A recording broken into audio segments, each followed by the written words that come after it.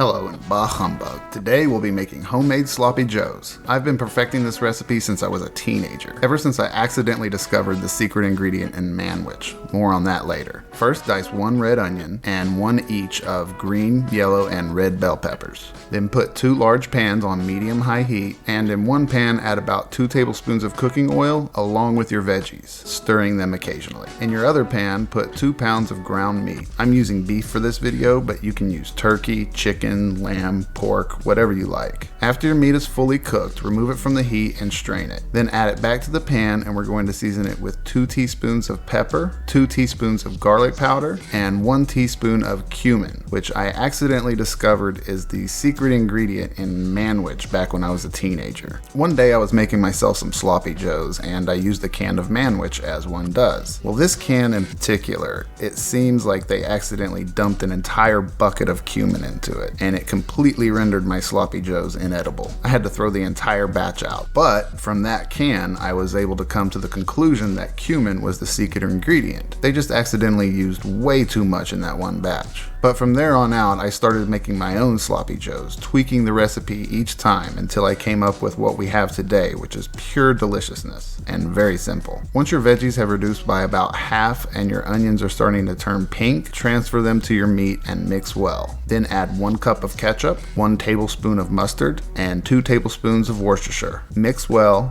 and it's ready to serve. I like to eat mine on an untoasted onion bun. I apologize for the lighting in this shot, not sure what I was doing here. Here's a much better shot with some cool zoom action. Join me next week where I'll show you how to make the Lebanese version, sloppy Yusufs. Thanks for watching, everyone.